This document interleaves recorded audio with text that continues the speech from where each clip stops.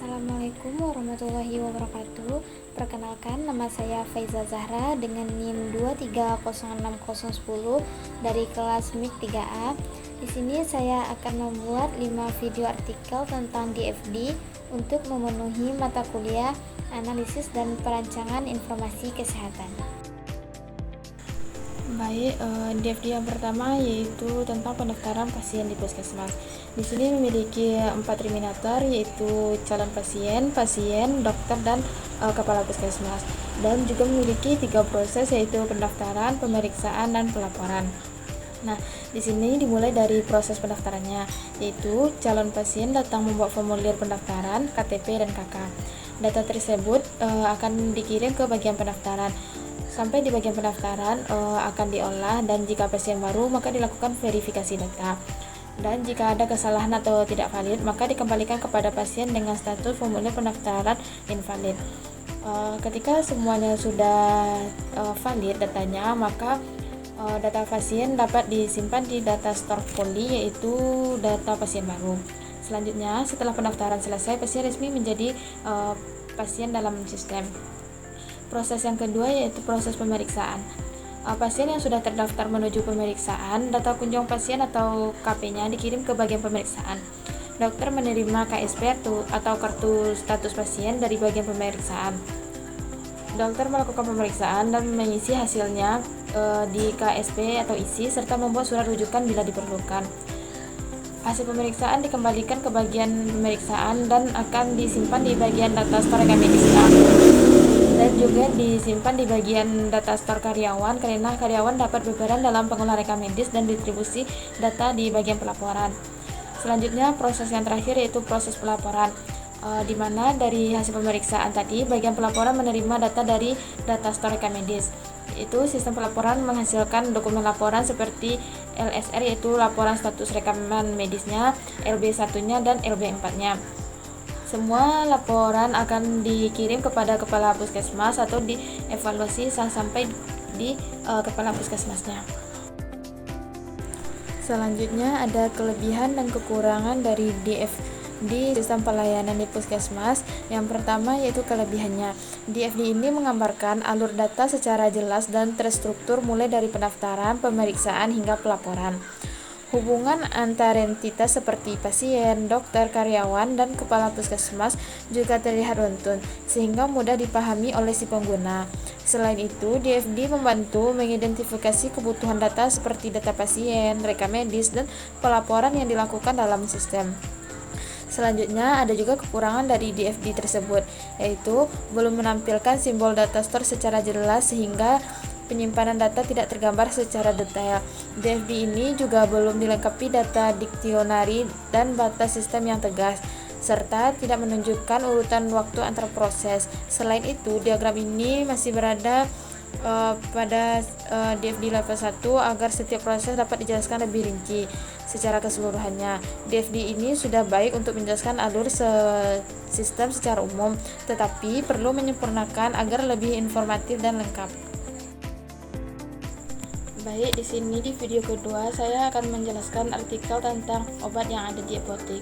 Di sini saya memiliki 4 terminator. Yang pertama ada customer, supplier, apoteker, dan TU, dan juga memiliki 3 proses, yaitu penjualan obat, pembelian obat, dan pengolahan pembuatan laporan.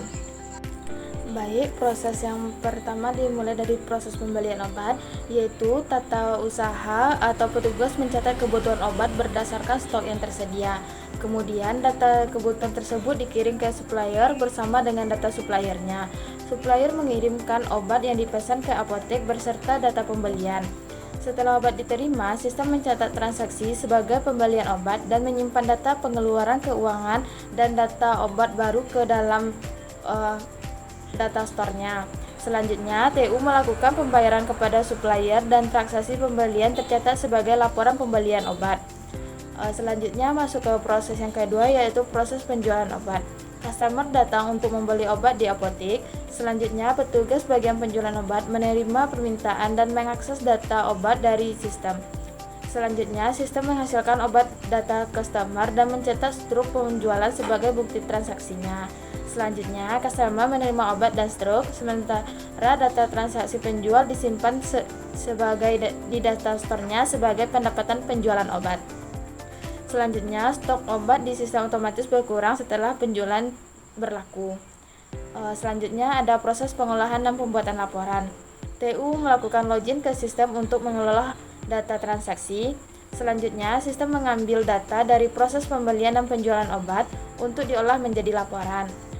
TU menerima hasil laporan pembelian dan laporan penjualan yang dihasilkan oleh proses pengolahan. Selanjutnya, laporan tersebut digunakan sebagai bahan evaluasi keuangan, stok obat, dan kinerja apotek. Jadi, alurnya itu mulai dari supplier, pembelian obat, stok obat, penjualan obat, customer atau apoteker, TU, dan yang terakhir yaitu pengolahan laporannya. Baik, selanjutnya ada kelebihan dan kekurangan penjualan dan pembelian obat di apotek. Kelebihan dalam penjualan dan pembelian obat di apotek ini yaitu diagram ini menampilkan alur data yang jelas dan terintegrasi antara proses pembelian, penjualan, dan pelaporan. Setiap entitas seperti supplier, customer, apoteker, dan TU terhubung dengan baik, sehingga sistem mudah dipahami oleh pengguna non-teknis. Selain itu, DFD ini membantu meningkatkan efisiensi pengolahan obat karena stok otomatis diperbarui setiap kali terjadi transaksi penjualan atau pembelian. Proses pelaporan juga mendukung pengambilan keputusan baik pihak administrasi dalam membantu keuangan dan ketersediaan obat. Selanjutnya ada kekurangan dari DFD ini, yaitu diagram belum menampilkan simbol data store secara eksplisit sehingga alur penyimpanan data tidak tergambar jelas. Selain itu, proses masih bersifat umum karena belum dijabarkan dalam DFD level 1 untuk menunjukkan data langkah di setiap prosesnya. Batas sistem antara bagian internal apotek dan entitas luar seperti supplier dan customer juga belum terlihat jelas. DFD ini tidak menunjukkan pengendalian kesalahan transaksi maupun urutan waktu proses. Secara keseluruhan, DFD ini sudah baik untuk menggambarkan aliran data utama dan sistem apotek, tetapi masih perlu menyempurnakan agar lebih lengkap dan informatif. Baik, lanjut ke artikel yang ketiga yaitu tentang pembelian barang. Di sini saya memiliki satu terminator yaitu admin dan memiliki 3 proses yaitu proses pengecekan barang, proses pembelian, dan proses entry data. Selanjutnya juga memiliki 2 data store yaitu barang dan customer. Baik, prosesnya dimulai dari customer, di mana melakukan pemesanan barang dan mengirimkan bukti pembayaran kepada sistem. Data ini akan dimasukkan ke proses kedua yaitu proses pembelian, di mana nanti proses pembelian menerima data pesanan dari customer dan mencatat daftar barang yang dibeli serta data pembayaran. Informasi ini kemudian diteruskan kepada admin untuk diverifikasi. Selanjutnya, setelah menerima data dari proses pembelian, admin melakukan proses pengecekan barang untuk memverifikasi data barang dan memastikan ketersediaannya. Proses ini menghasilkan informasi barang yang dikirim ke customer. Selanjutnya, setelah pembelian dan pengecekan selesai, admin juga mendapatkan bukti pembayaran dari proses pembelian untuk arsipan dan pencatatan. Proses yang terakhir yaitu entry data, di mana digunakan untuk mencatat data barang dan pencatatan dan pesanan customer ke dalam sistemnya. Selanjutnya, data dari proses entry ini akan tersimpan dan bisa digunakan kembali oleh customer untuk melihat status pesanan atau oleh admin untuk memperbarui stok barangnya.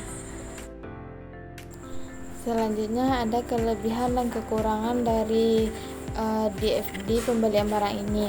Kelebihannya yaitu DFD sistem pembelian dan pengecekan barang memiliki alur data yang jelas dan terstruktur antara customer, admin, dan 3 proses utama: pengecekan barang, pembelian, serta entry data. Diagram ini memudahkan analisis sistem dan menggambarkan interaksi data secara runtun sehingga dapat menjadi dasar pengembangan sistem informasi penjualan. Namun dari DFD tersebut ada juga memiliki kekurangan. Kekurangan dari DFD tersebut yaitu seperti belum adanya data store untuk penyimpanan, detail proses yang masih umum, tidak adanya alur umpan balik ke customer, serta keterlibatan aktor yang terbatas. Secara keseluruhan, DFD ini sudah baik untuk menggambarkan alur dasar sistem, tetapi masih perlu menyempurnakan agar lebih lengkap dan informatif. Selanjutnya artikel yang keempat yaitu tentang distribusi jam mengajar guru. Di sini saya memiliki 3 terminator, yaitu ada guru, kepala sekolah, dan kepegawaian Dikmenov, dan memiliki 3 proses yaitu guru, olahan data sekolah, dan olahan informasi. Selanjutnya memiliki 4 data store yaitu jadwal pelajaran, data guru, sekolah, dan capsek. Sini dimulai dari proses olahan guru, di mana guru akan mengirimkan data guru dan jadwal pelajarannya kepada olahan guru, sehingga setelah diproses akan mendapatkan jadwal yang akan disimpan di data store jadwal, dan juga akan menghasilkan laporan data guru yang akan dapat dilihat oleh kepegawaian. Selanjutnya ada olahan data sekolah, di mana kepala sekolah akan mengirimkan data capseknya dan data sekolahnya kepada olahan data sekolah. Setelah diproses oleh olahan data sekolah, maka dapat menghasilkan laporan data capsek yang dapat dilihat oleh kepegawaian dan laporan data sekolah dan dapat dilihat oleh kepegawaian.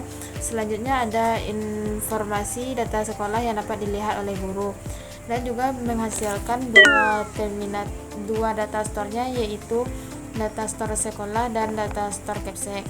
Nah, setelah mendapatkan 4 data store tadi, yaitu jadwal pelajaran, data guru, sekolah, dan capsek, akan dimasukkan ke dalam olahan informasi. Setelah diproses di dalam olahan informasi, akan menghasilkan laporan jadwal dan laporan data jam ajar yang dapat dilihat oleh kepegawaian, dan menghasilkan laporan jam ajar dan jadwal yang dapat dilihat oleh kepala sekolah, dan yang terakhir dapat menghasilkan informasi jam ajar yang dapat dilihat oleh guru.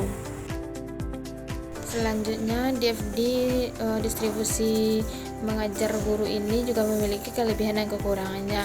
Kelebihannya yaitu DKM ini menampilkan alur data yang lengkap dan terstruktur antara proses olahan guru, olahan data sekolah, dan olahan informasi. Hubungan antara entitas seperti guru, kepala sekolah, dan kepegawaian Dikmenov juga tergambar dengan baik, sehingga memudahkan koordinasi antar bagian.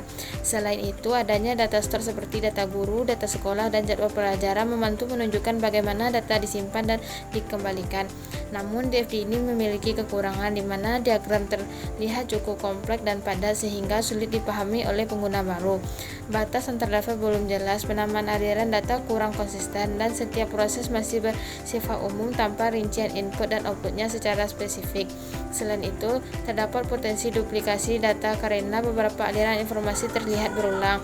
Secara keseluruhan, DFD ini sudah baik menggambarkan sistem informasi sekolah secara menyeluruh, tetapi perlu penyederhanaan dan pendataan ulang agar lebih mudah dibaca dan efisien. Artikel DFD yang terakhir yaitu kebutuhan penentuan gizi bagi individu normal. Baik, di sini saya memiliki 2 terminator, yaitu klien dan ahli gizi, dan memiliki 4 proses. Yang pertama yaitu pencatatan ahli gizi, yang kedua pencatatan klien, yang ketiga pencatatan kebutuhan gizi, dan yang keempat pencatatan tingkat analisisnya. Di sini memiliki 4 data store, yaitu klien, ahli gizi, sama analisisnya. Langkah yang pertama yaitu klien memberikan data klien yang berisikan identitas dan informasi pribadi ke proses pencatatan klien, di mana proses ini mencatat data klien dan menyimpan ke dalam data store klien untuk digunakan pada tahap berikutnya. Selanjutnya data klien tersimpan. Ahli gizi melakukan pencatatan ahli gizi, yaitu di mana mencatat informasi ahli gizi yang bertanggung jawab atas klien. Data ini disimpan ke dalam data store ahli gizi dan dihubungkan dengan data klien yang telah ada. Selanjutnya, data klien dan ahli gizi dilakukan di pencatatan kebutuhan gizi, di mana sistem mencatat kebutuhan gizi individu secara data yang telah dikumpulkan sebelumnya. Hasil pencatatan ini disimpan ke dalam data store gizi sebagai referensi pencatatan diet dan konsultasinya. Selanjutnya proses yang terakhir yaitu pencatatan tingkat aktivitasnya, di mana mencatat aktivitas fisik harian klien untuk menentukan kebutuhan energi dan nutrisi yang lebih akurat. Data ini akan disimpan di data store aktivitas dan juga dapat diakses oleh ahli gizi untuk evaluasi dan analisis selanjutnya. Jadi secara singkat alurnya yaitu klien masuk ke dalam pencatatan klien, terus pencatatan ahli gizi masuk ke pencatatan kebutuhan gizi, selanjutnya pencatatan tingkat aktivitas, dan data akan disimpan di data store klien, ahli gizi dan aktivitas. Selanjutnya, DFD ini juga memiliki kelebihan dan kekurangan, di mana kelebihannya yaitu mampu menggambarkan alur data secara jelas antara klien, ahli gizi, dan proses pencatatan kebutuhan gizi serta aktivitas. Diagram ini juga mempermudah pemahaman hubungan antara komponen sistem sehingga proses pencatatan dan pengolahan data gizi dapat terstruktur dengan baik. Selain itu, ada data store membantu penyimpanan kembalian data secara efisien.